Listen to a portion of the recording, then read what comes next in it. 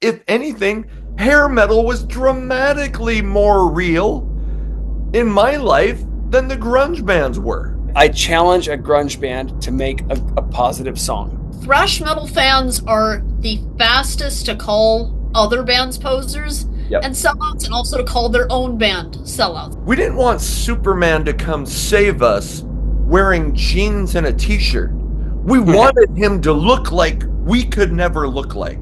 If you change directions and you believe in it, that's not a bad thing. Businesses do that all the time. I'm like, what am I not doing something right with my hand? But they didn't need to sell out. They were already selling. But in Fargo, North Dakota, if somebody showed up looking like CC DeVille, they were going to get their ass beat. Oh, you're singing Let's Get Rocked and you're wearing this shit? Is fucking balloon. They looked like Poison in 86 and it was 92. I don't care. You're so pretty. And you got your big boobies because you had babies this summer, don't you? The hair metal guru from Warren to Crew.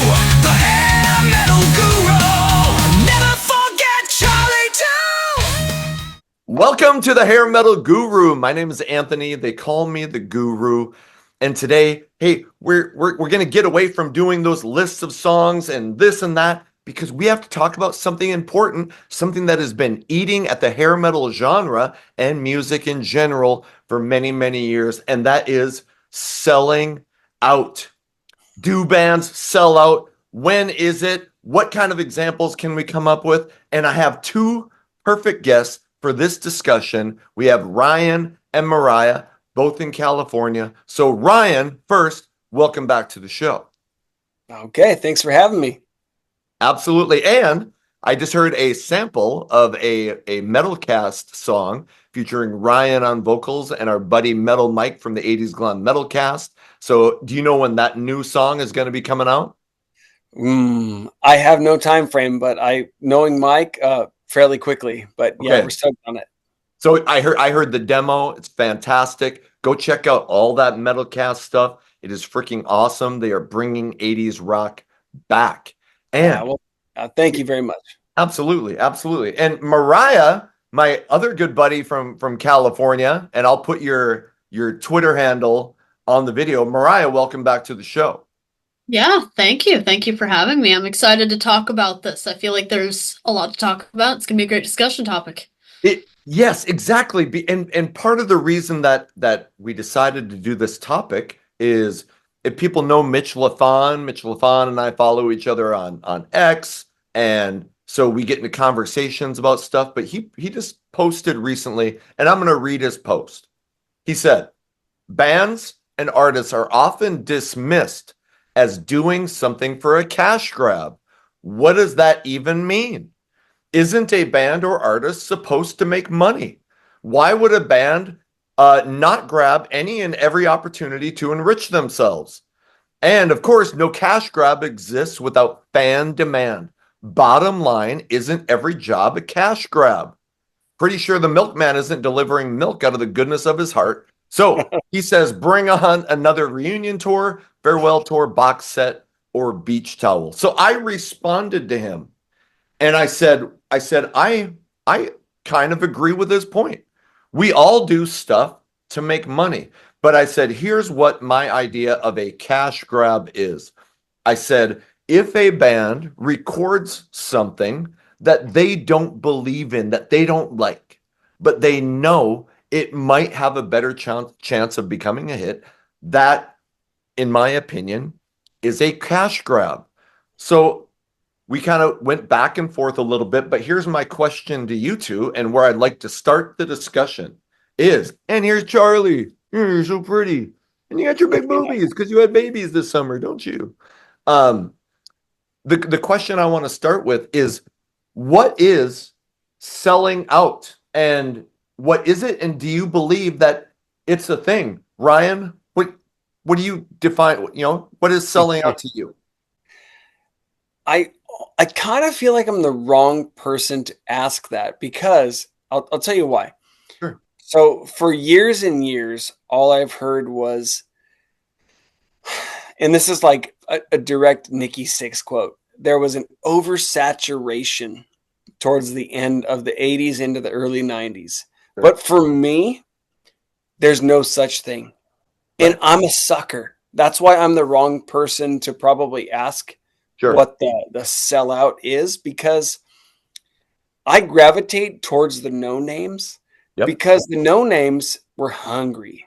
They came up with some amazing catchy stuff. And oops, they looked like Motley 88, Yep. 87. I don't care. They looked like Warrant. They looked like Poison in 86 and it was 92. I don't care. So it's a Let's- cop-out answer, but I don't even know if I think there's a sellout out there. That's okay. That's okay. Let's get Mariah in here. Mariah, what is selling out? Is it a thing? And how would you define it if it does exist? Yeah, so for sellout, I honestly think you have a point where it's if somebody doesn't believe in something, because if you change directions and you believe in it, that's not a bad thing. Businesses do that all the time, you know. They want to be successful. As an artist, you want to be successful. You also want your fans to like what you put out. Right. And, you know, you do want to attract fans and you do want to make it, because if you just fade away and you didn't make an impact, you know. So okay. So the example that I used when I was responding to Mitch was Aerosmith and the song Angel. And here's why I use it. I love that song. It was off the Permanent Vacation album. It's a ballad. It was a huge hit. But I know that Joe Perry and Steven Tyler do not like that song. I think Joe Perry, and this a couple years later, just disavowed that thing. They barely played it live, even though it was a massive hit. And Ryan, you're right. It probably was record label pressure. But can't a band say, look, we are doing what I know when I was a kid, you always felt like the bands, they would never bow to record label pressure. You know, they're going to do what's right. And that's why they're not sellouts. Well, we come to find later that bands were writing songs like Angel that some people would term, hey, you are selling out because you wrote something you didn't like. Ryan, what's your opinion on that? Ballads or songs that maybe bands didn't like, but they still wrote them. I don't know of a ton of them. Because I feel like they were natural. I feel like in that song Angel, I don't even love Aerosmith. I have choice Aerosmith songs, and I obviously know their place in history, but I'm not a huge Aerosmith guy, and I really like that song because it fits into what I like. You know, it was. But they did not like it. And are you okay with that? Well, here's the thing. It's like, was it "I'll Be There" from Black and Blue? Or is it "I'll Be There for You"? I'll Be There for You, which was written by Jonathan Cain from Journey. Yeah. And those guys were like adamantly opposed to that song and that video. They did not want that at all. So there's another example of, I don't know if they just succumbed and they just said yes. And that's the epitome of selling out. Sure. So I don't know. Again, I'm kind of right there with my slightly cop-out answer of, I really like it. I'm sorry that they didn't, but I do believe that when a band doesn't stick up for it. But you know what? When you're dealing with hundreds of thousands of dollars, you just say, fine, I'll do it, you know. Yeah, if you believe in 9 of the 10 songs, you know, and then there's one that you're like, sure, yeah, it's still mine. I'm not as crazy about it as the other ones, but right, you know, this is how I get my music out there. I don't know if that's such a bad thing. I feel like sellout, people just use that term to say things they don't like. You know, if they don't like it, it's a sellout, you know. Yeah. I didn't like the Black Album. I liked the 4 Step before. They sold out because I don't like it anymore, and a lot of people do. That's so funny that you bring that up, because that's like one of the best, most famous James Hetfield quotes ever is, yeah, we sold out every seat in every arena for that tour, you know, and that's the thing is, like, they adapted to that early 90s sound to the point where even my mom, who was like late 40s at that time, was like, what's that Never Neverland song again? And I'm like, oh my God, you know this song? Jesus, that's humongous. You take your sound you go with the times because you don't want to be outdated. It's the same thing with everything else. Sure. You go with the times. I don't think that's such a bad thing. Yeah. Sure. Yeah. Sad But True is my favorite song by them. Then you're stuck in the past if you don't. So lose. It's interesting that you brought up thrash bands because the thrash bands used to constantly shit on the bands that we love, hair metal bands, calling them posers, calling them sellouts. So let's get it. Why did thrash bands think that bands like Poison and Cinderella were selling out? Well, I have a great example. Actually, what I was going to say, and I actually forgot it earlier. The only true sellout I can think is that Celtic Frost album. And I believe it was their 88 album. And I can't remember, Cold Lake. Cold Lake? Is that what it's Cold called? Lake. Yeah.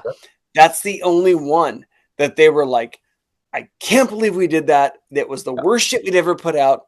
But it was more so their look. Because if you listen to the album, I was like, oh, killer. I can't wait to listen to this because it's going to be right up my alley, which is like sellout alley for me. Yep. And I was super down for it. And then I listened to it and I was like, oh, that's a little much for me, And for them, it was like lighter, but the look was very like Racer X-y look, and they hated it. They don't put it on streaming. They won't even talk about it. But to me, I was like, this is going to be great, but it wasn't that killer. If you don't know the band, is it Celtic Frost or Celtic? I do know them. I think it's Celtic Frost. Yeah, I think it's Celtic Frost. So I'm a Boston fan. They were like heavy thrash, and then one album in the 80s, and I think I heard, and tell me if I'm wrong in the comments, that their singer, I think his name is Tom Warrior or something, like he had a girlfriend who loved hair metal. So all of a sudden they come out with this album Cold Lake, and the band looks fucking hair metal. Yeah. But I was like you, I was like, oh shit, I'm probably gonna like this because I like some thrash, and I'm like, if we got a thrash band doing hair metal, that's probably gonna kick ass. It does not sound like a hair metal album at all. No. So but so okay, Mariah. So why did the thrash bands and all of these people, why were hair metal bands accused of being posers and sellouts? I think part of that is just the culture. Thrash metal fans are the fastest to call other bands posers and sellouts, and also to call their own band sellouts. I don't think there's any other fan base, and I do like some thrash metal. I like Metallica, I like some Megadeth stuff like that, but I just think that was just part of the whole thing is, kind of we're heavier, we're better, kind of just the mentality and the whole, thinking behind it, and these guys just aren't as cool, aren't as heavy, aren't as fast as we are, so they don't know what they're talking about. They're in over their heads. I think I heard they're all jealous. That's all I heard, because they weren't as killer, they weren't as good looking, and they didn't get all the chicks. So right. I saw now I can't remember who it was, but somebody from a thrash band said that in the mid 80s, he said secretly a lot of us were jealous of those, and we liked. I saw that. I saw that. Was it somebody from Testament or somebody from Exodus? Maybe. Shit. I think it was Testament. That's the first thing that came into my head. But they were like, shit. Who didn't like and this? Now I'm just going off of myself, but like, who didn't like the riff from Round and Round? I mean, everybody knew that Warren DeMartini was a great fucking guitar player, but they had to, pretend that, oh, this shit wasn't cool. And I'm sure a lot of it had to do with the look. So was the look selling out?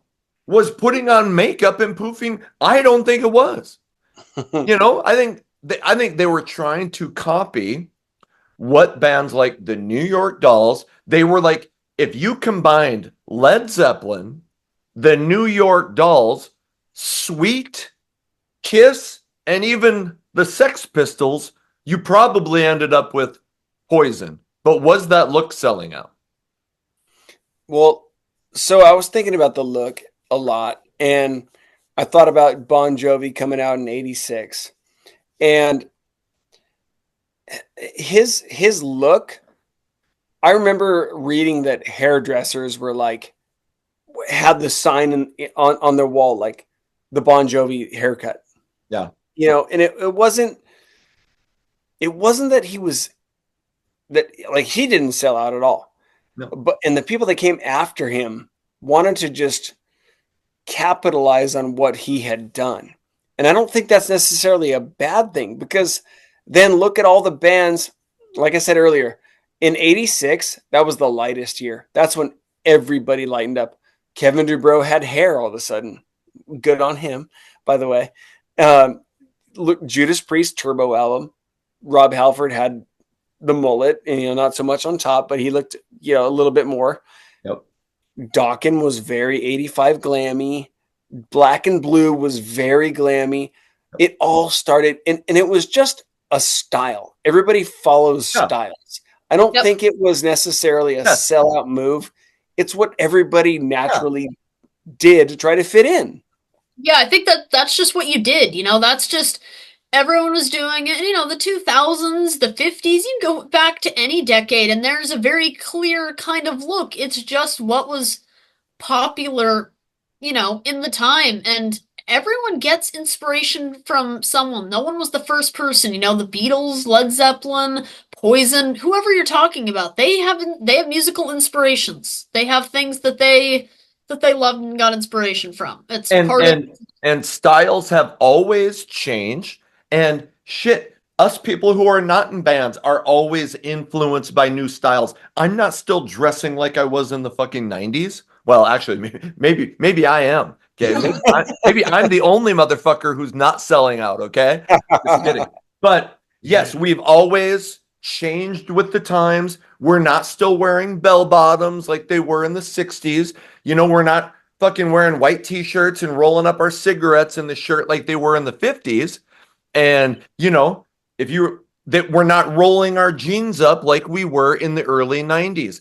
Times have changed. But one thing that I do think separates music and especially hair metal is that look and all that makeup was never mainstream. And I thought that made it cooler, because I didn't, when the grunge bands came in, I was like, fuck, I'm going to go out and rock out to the guy who looks like he could be pumping my gas or serving me food at the bar. No, like I always said this, we never wanted, we didn't want Superman to come save us wearing jeans and a t-shirt. We wanted him to look like we could never look like. Well, the hair metal bands did that, but you could never dress that way walking around the mall. Even in maybe you could in Hollywood in '86, but in Fargo, North Dakota, if somebody showed up looking like CeCe DeVille, they were going to get their ass beat.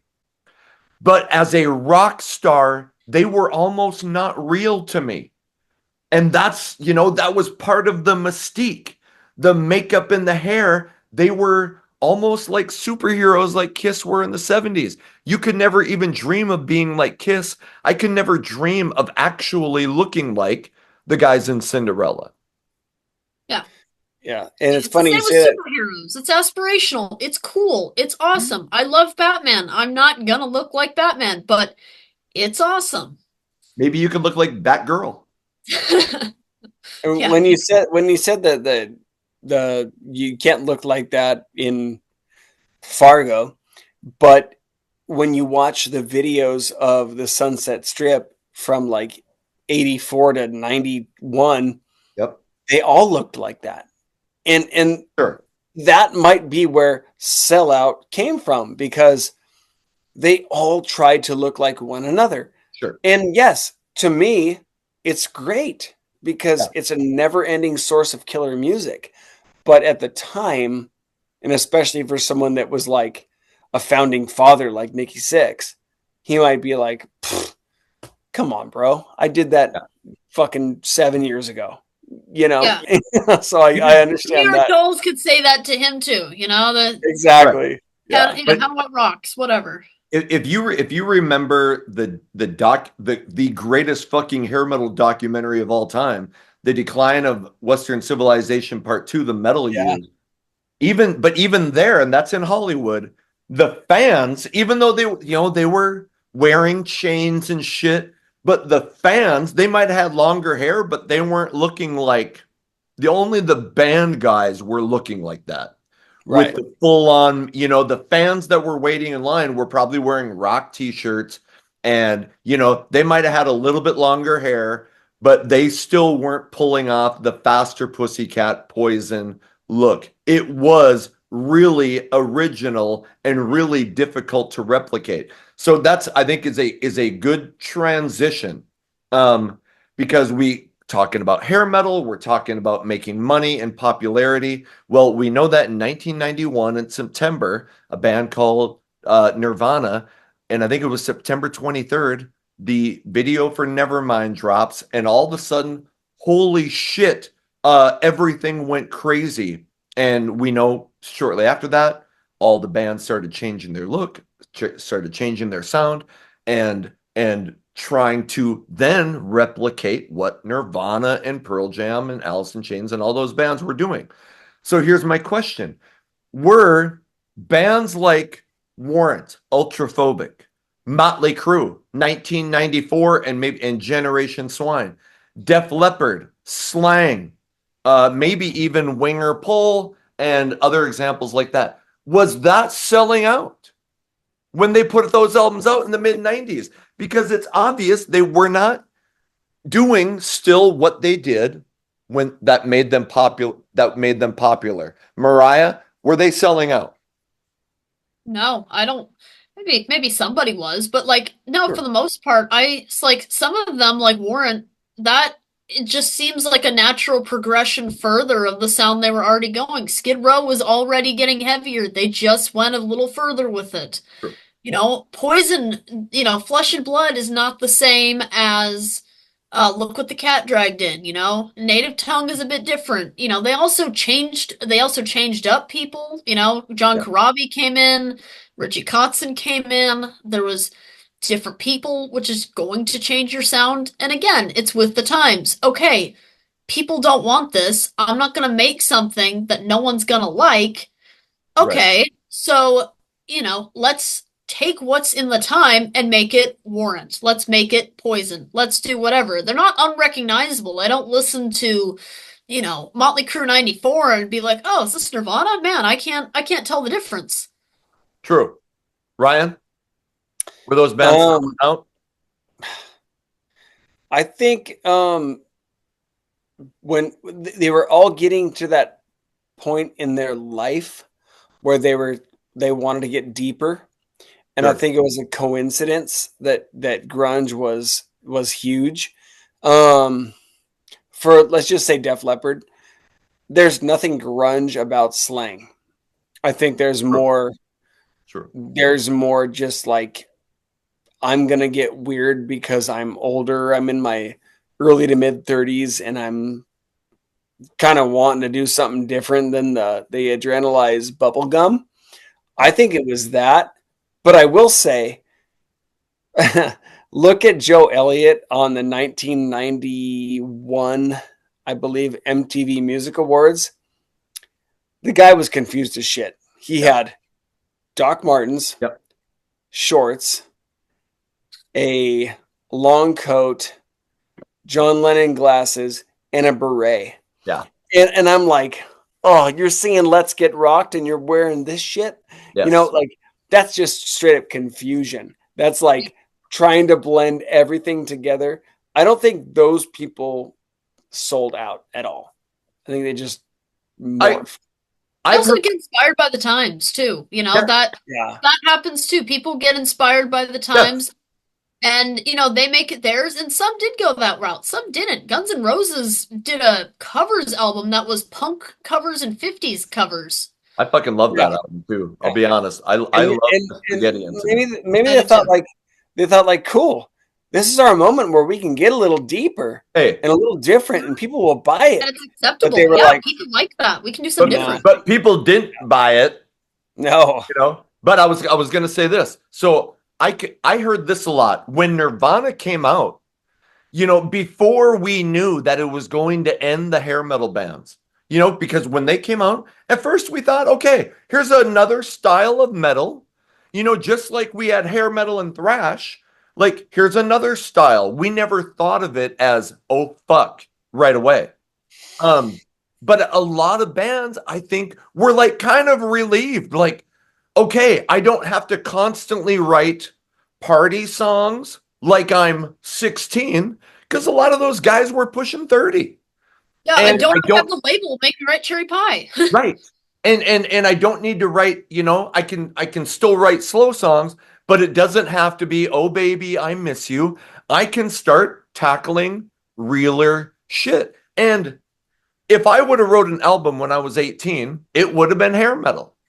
But if I wrote an album when I was 30 or 40, there might have been some, maybe some of the guitars might have been similar, but the lyrics would have been drastically different.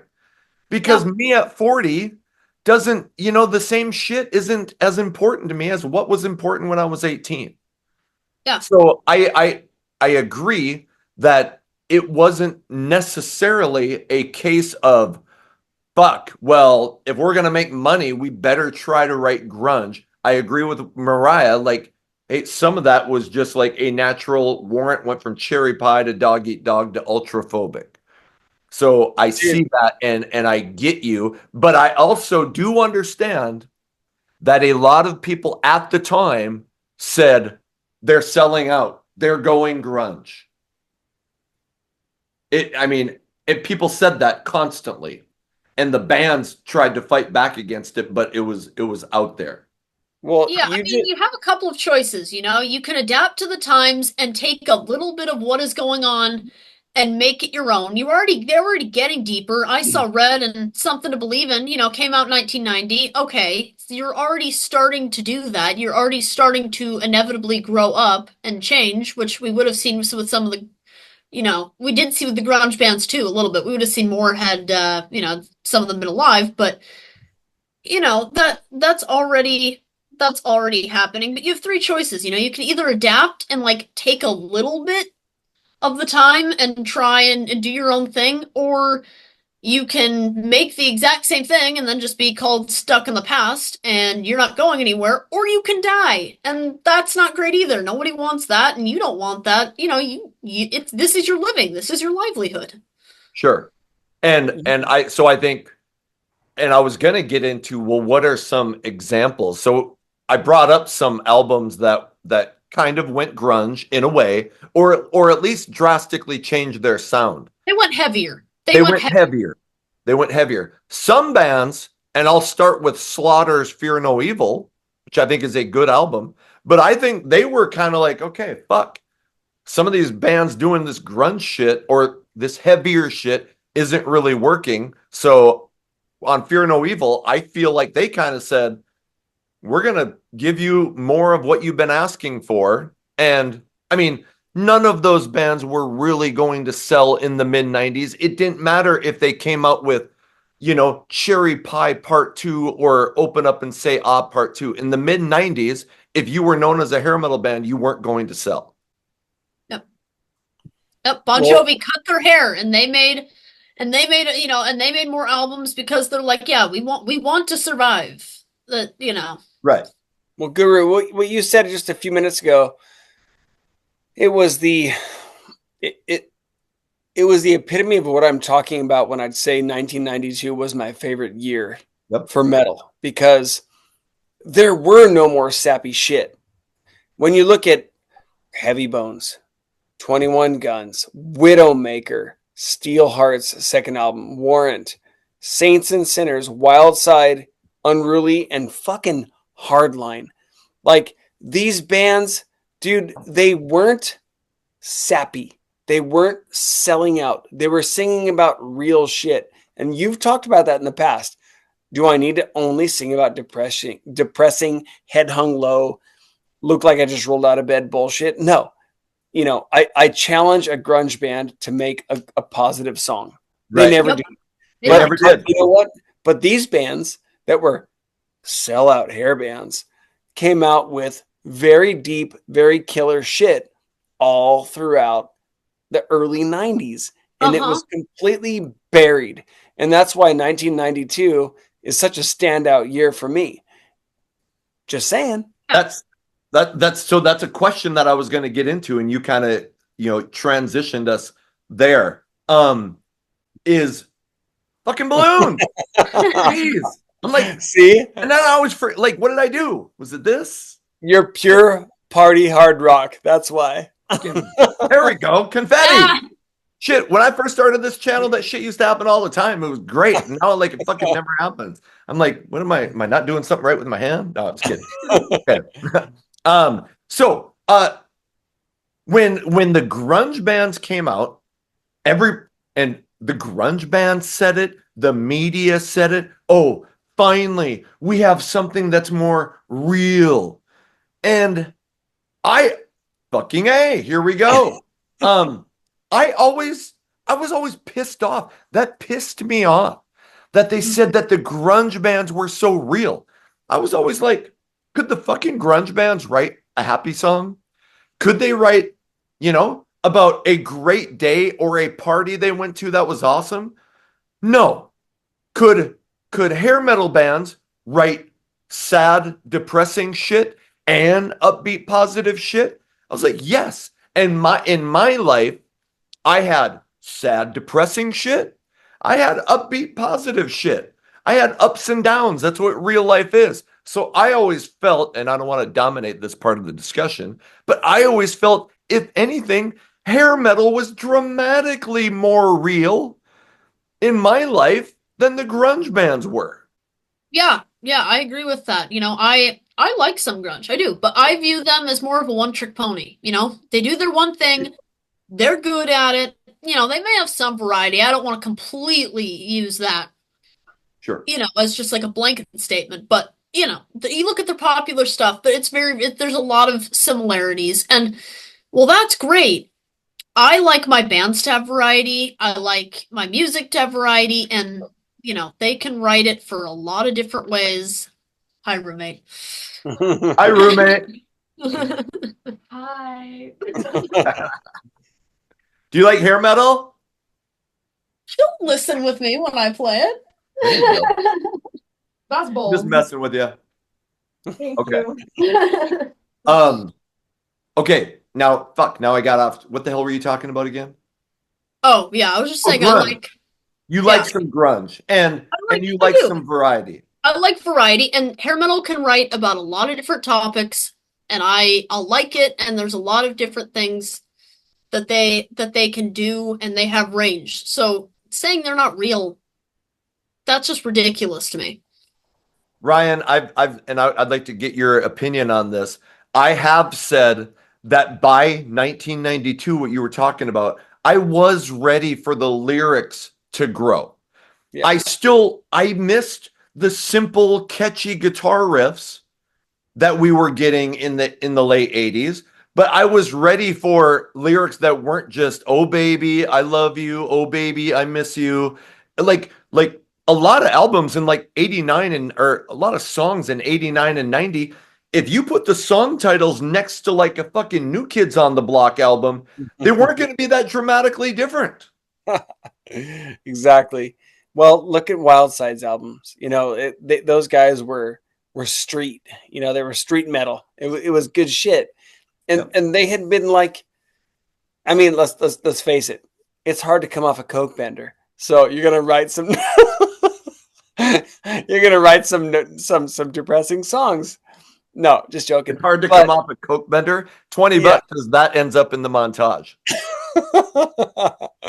But for real though, it's all those bands I mentioned for years. That's where music and metal should have gone. I mean, it was, the technology was there. The drums were huge. The look was cooler.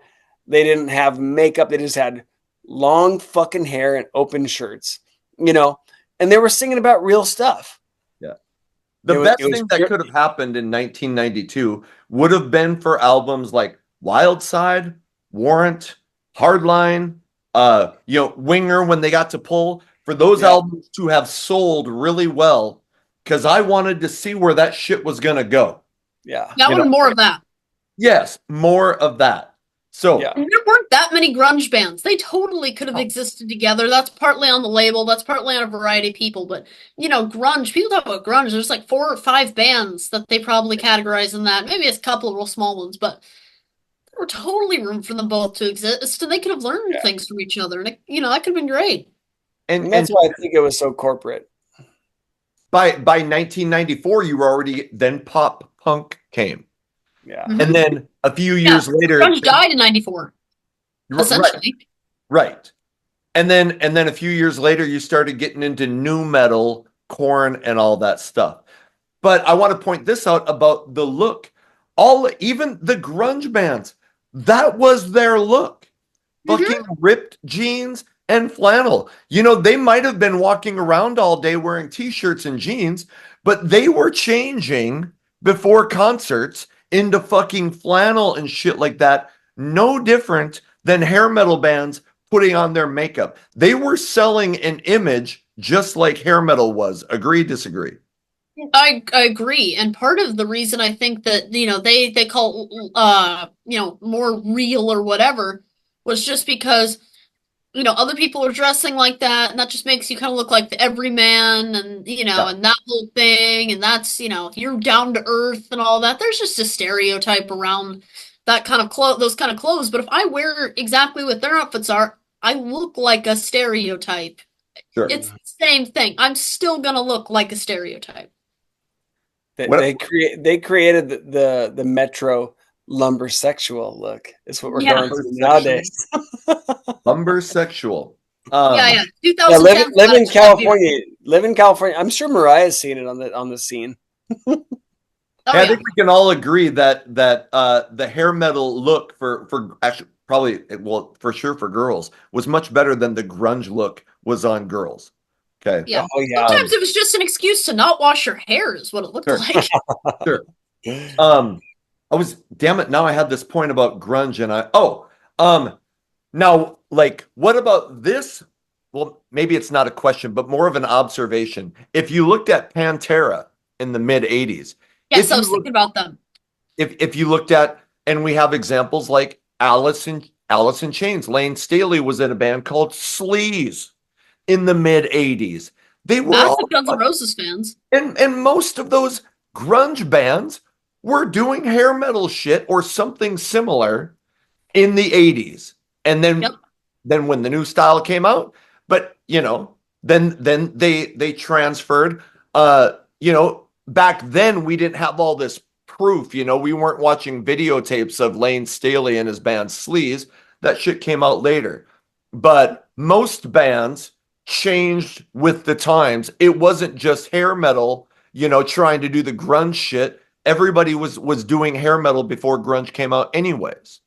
Yeah. And Pantera, they made a huge 180, in terms of their sound. Yeah. Granted, again, a new member came in, they changed things up.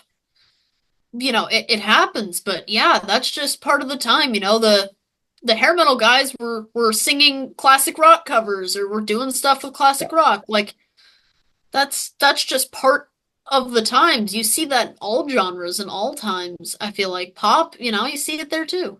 And I think, and you kind of have seen this, in around 2008, you started seeing bands like Banes of Jenna.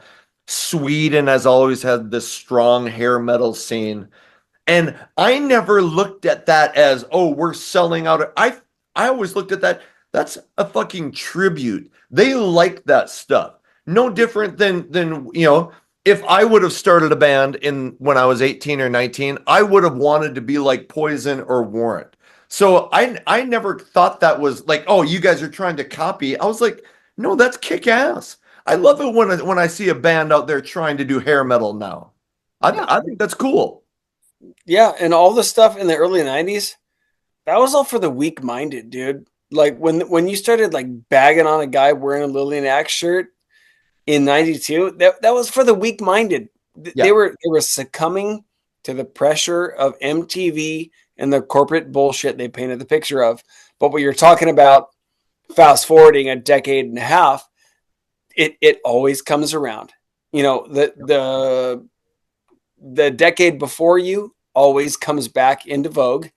And the Veins of Jenna, who else do I like? Reckless Love, like those guys, they're killer, dude. Yeah. Midnight City, all that shit. It's like great Buck stuff. Cherry, Yeah, that we're out there trying to do, you know, something similar to what, you Yeah. know, their own spin on it. Yeah, you even have super groups, you know, that just came around, you know, a lot of hair metal guys were in bands or in super groups as well as grunge guys, you know. I was thinking you got Velvet Revolver and you have Audioslave, and both, you know, both did well at the time, and now it's so much better because no one, well, not many people at least, if they're not kind of stuck back in that, are like, oh, grunge is bad or this is bad. You have both. You can listen to both. You can add them both to your Spotify or, you know, your your vinyl collection, whatever.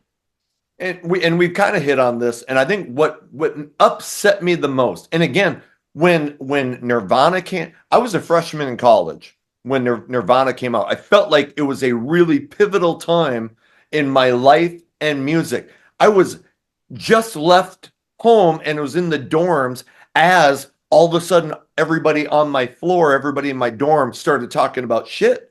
Have you heard this Nirvana album? You know, we all brought our CDs to the dorm and everybody had like Poison, all these hair metal bands, and then you started seeing the grunge bands came in. And it was fine. Like you were just saying, it was fine to listen. We would pop in a Nirvana CD when we were drinking, and then you'd pop in a love-hate CD. But where I got pissed off, and maybe I didn't see this in hair metal, but I don't remember hair metal shitting all over the previous generation of rock bands. No, I I love them. remember, what's that? They love them. I remember them being like, yes, fucking Black Sabbath, Kiss, all this. They were like, yes, we loved it. We grew up Aerosmith. We loved that stuff. But when the grunge bands came out, they talked fondly of the 70s bands, Black Sabbath, the Sex Pistols, punk stuff. But for some reason, why did they have to shit on hair metal so hard? They did hard, and I hated it. And why did that happen? Maybe record labels, maybe it's just you want to stand out, so you're pushing away from the other guys because you think that's how you make a name for yourself. Or I don't know. I just think that was ridiculous. And a lot of those guys have gone backwards on it now. You know, Dave Grohl of the Foo Fighters, you know, he loves those guys. He'll work with them. You know, Alice in Chains, I don't feel like was as much part of that kind of shitting on everybody as much as some others. But, you know, they're part of it. A lot of it, I think, was record labels, them wanting to differentiate themselves, and also, honestly, Kurt Cobain, because he was the one that really drove forward, it seems like, the hate, because he was the one actively going after people and refusing other bands' help and doing all that. And he wrote a song he hated. He hated Smells Like Teen Spirit. He didn't want to play that anywhere, you know, but that's not seen as a problem. And I think just because he is grunge and everything kind of came after him, that they just kind of went with what he wanted. And when he died, you know, that all kind of faded away. Ryan, why did the grunge bands shit on hair metal? Like, what was the point? Well, they couldn't play as well as Warren DeMartini. How's that? You know, like that's a huge one. They weren't that good. I just don't think so. I'm sorry, but I detest all things grunge, and they just didn't have the talent. Look at the guys that came out in the heyday that were like coke, booze, chicks every night. Well, guess what? They practiced their guitar. They still had the dedication, and they played very, very well. They're the virtuosos. Are the grunge guys remembered as that? Absolutely not. So I think it was a jealousy thing. I'm glad you said that, because I just saw, I think it was on X. Follow me at Hair Metal Guru. Somebody posted I don't know what website, but like top 10 singers of all time. And fucking Kurt Cobain is in there. Are you I shitting me? see that. Like, no way. No. And I think you hit on a fucking great point, Ryan. I never know where I said, because like right now I'm pointing to Ryan, but when the video shows up, $20, I'll be pointing at Mariah. Yeah, you're pointing at me from what I see. You point down and you're pointing at Ryan. Yeah, it's always the opposite. Give me some fucking anyway. But yeah, like there were some good singers. I think Chris Cornell probably would be considered a very good singer. Were Grohl's a great drummer. Huh? I think Grohl's a great drummer. Dave Grohl's a great drummer. Totally. But yeah, it got overblown. Not everyone was as great. There were not as the percentage I don't think was as high. And even lyrically, you know, a lot of the lyrics they don't make any sense. I listen to Nirvana, I'm like, yeah, I don't. That doesn't make any sense. Or that's a topic like Polly. That we didn't need to. I don't want to. I don't want to hear that. I don't want to think about that. Like, no, that's not deep. In general, the musicianship and the talent level. And not every but in a lot of those hair metal bands, big ones, are outpaced what those grunge bands were capable of. Absolutely, huge. So, and I know we're talking a lot about grunge, but that goes into the selling out. And in my opinion, if you're gonna say that hair metal bands sold out, which I don't think so, grunge bands and every genre could be accused of that. You know, every new genre, there are kids who are going to be like, hey, fuck, that's popular. I'm going to go out and do that. When Blink-182 exploded, all of a sudden there were fucking Blink-182s all over the place. When Nirvana exploded, there were Nirvanas all over the place. When Korn exploded, there were Korns all over the place. So, yeah. I think we're about, here's one more point, and this is just about in the 80s, and it was considered selling out if you used your music in commercials. Nobody did that. It was considered selling out. But nowadays, musicians and 80s bands, they're like throwing shit, use that shit. Give me the money. I don't have a Is that okay? Is that wrong? Is that selling out? What do you think? For you to allow your music, again, in the 70s and 80s, that was considered a no-no. If you did that, it made your band look like all you cared about was the money and not the music. So, what do you think? Well, you know what? Dee Snider isn't my I'm not the biggest fan. I like Twisted Sisters, Love is for Suckers, and I love Widowmaker. I don't love Dee Snider. I think he's kind of off in the world these days. He's a big dude. But I think he's absolutely genius for keeping the publishing for the rest of his songs, because they're used in every commercial. They're used in fucking Disney movies these days. Yep. So he's a genius in that sense.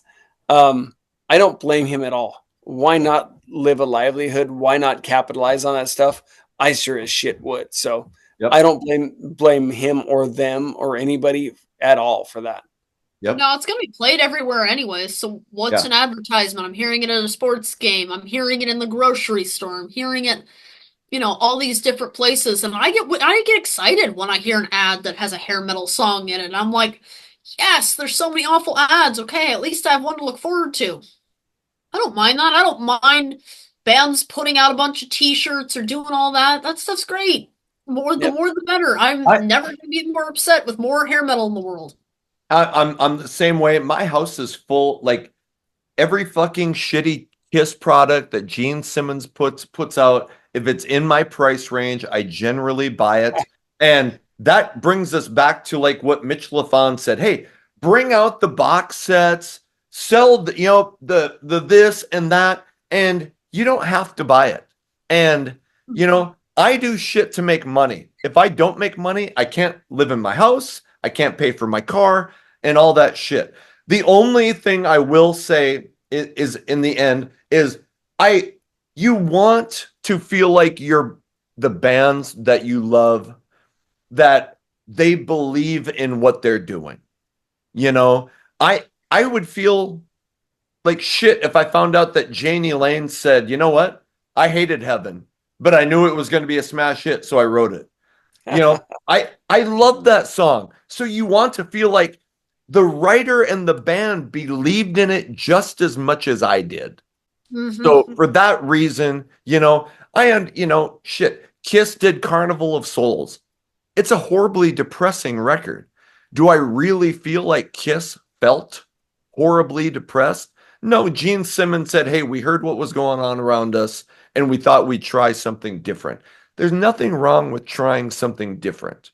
If I was a musician and I put out an album at 20 years old, 30, 40, and 50, all of them would sound different because I am different. I'm dramatically different than I was when I was 20. So I'm okay with bands doing different shit and trying to make money. They have families to feed. They got themselves to feed. And we do shit for money. Why shouldn't they? Yeah, it makes them real. Back to your point, it makes them real. They're like the rest of us. Yes. They try things different. Sometimes they don't work. Sometimes mistakes happen. They want to eat. They want to do all that. And they did write stuff they believed in. That's the point. Like Stronger Now, when I saw Red, Janie talking about how much those songs meant to him. He wrote them about himself. They were as real as something a grunge guy or a new metal or whatever wrote about something that affected him. That's as real as it gets, I think. I think that's great, and I think that's a great way to start finishing up. Ryan, was there anything that you wanted to add to the end about your thoughts on Selling Out or what we've been talking about? To that, just the maturity level of these bands. Like I guarantee the guys in Warrant, the guys in Motley, the guys in Poison, even Def Leppard, they would all preach the stuff they did. As the years go on, they would respect the things they did in their heyday, early days, but the native tongue things, the Adrenalize, the Retroactive, the Primal Scream, Decade of Decadence era, they're all going to kind of gravitate towards that because they were just becoming more mature in life, and that's okay. But we still like it a lot, so that's fine. Yeah. I would kind of finish by saying, this is my advice to, if you're in a band and you're watching this, don't shit on anything that you did.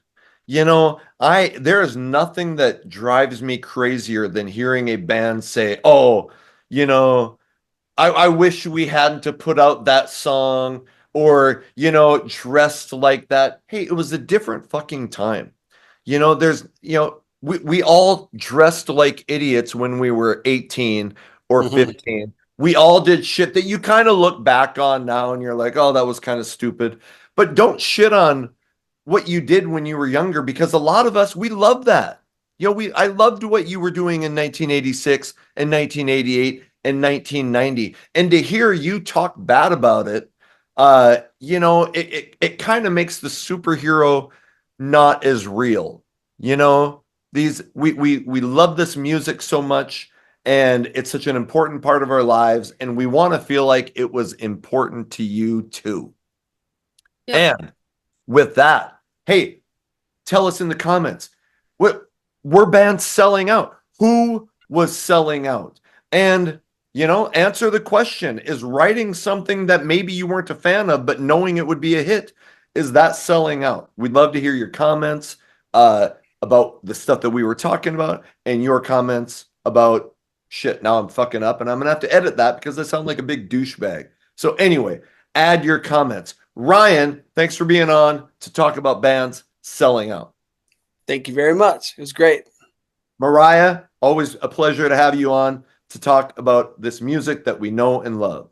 Yep, this was a lot of fun. Thank you for having me on. I liked the discussion. It was great.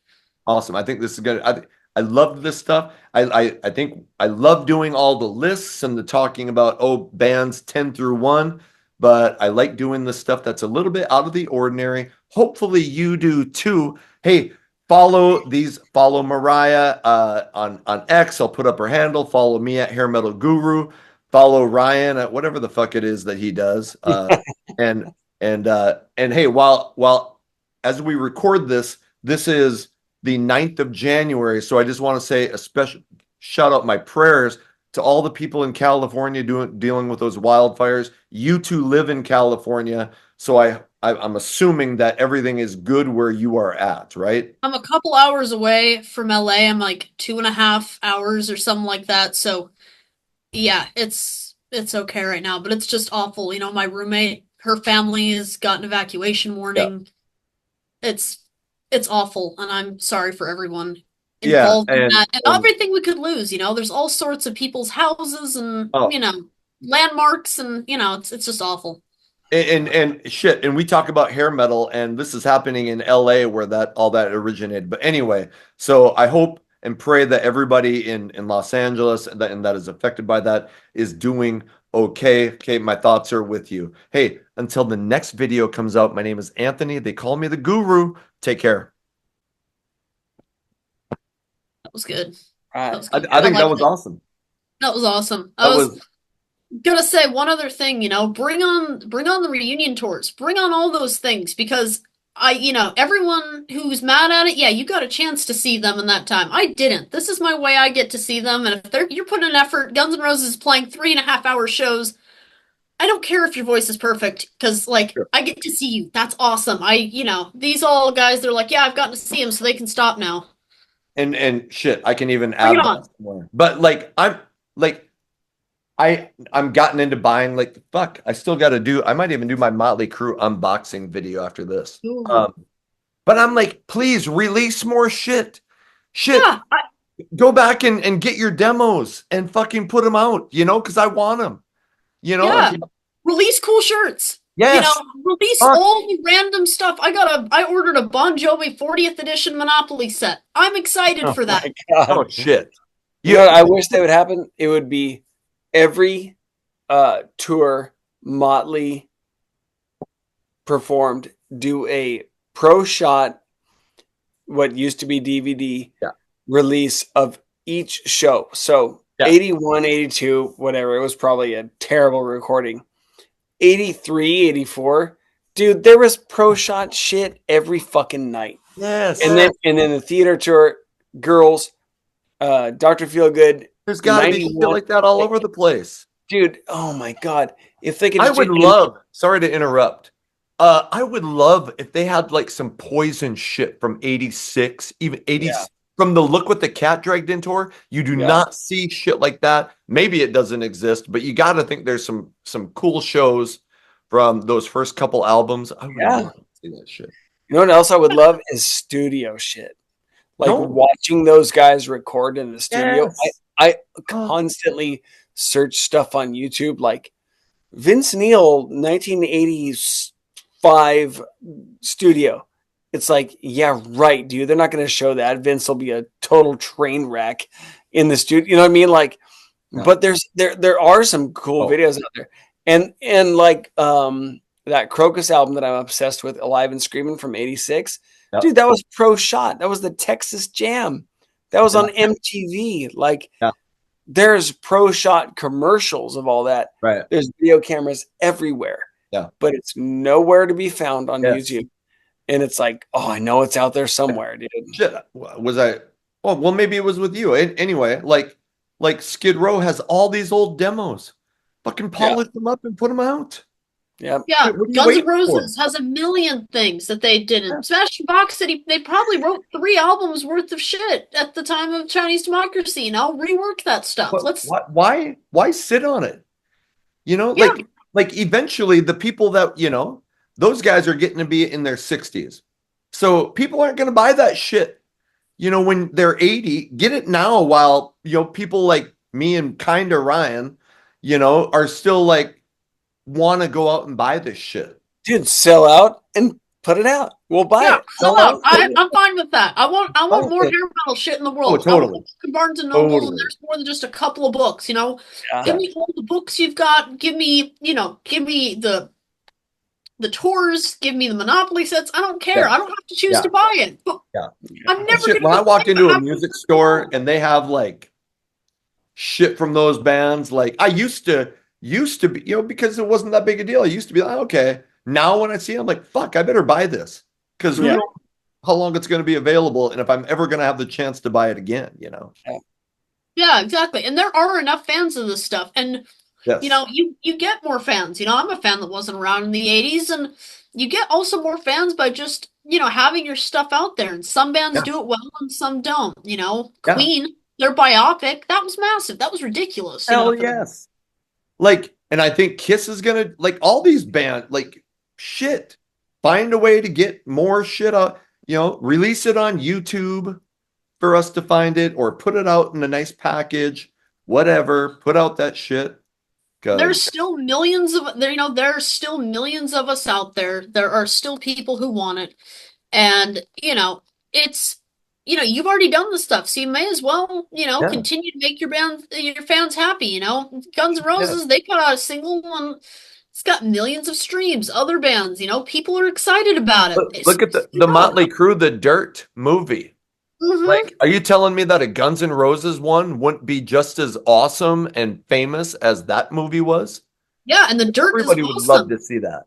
Yeah. The Dirt was awesome.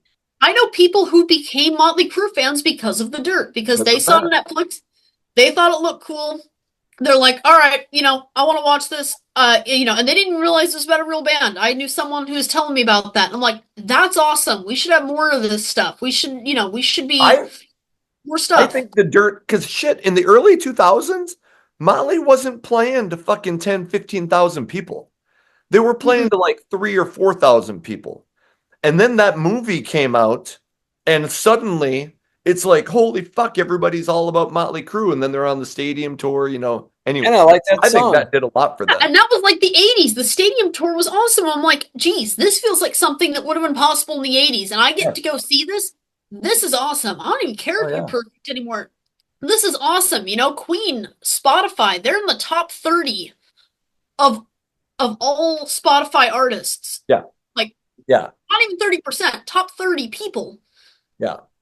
That movie played a massive part. People got into it through that. Give me more of it. I don't care. Sell out, whatever you want to call it. I don't care. I want it. Exactly.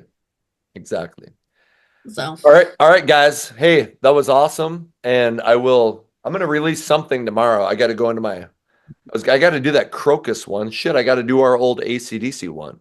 So I'm going to get something out tomorrow. So, all right.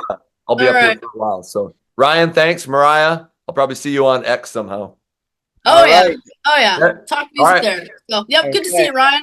You too. See you later. Yep. See you later. All right. Bye. Bye-bye.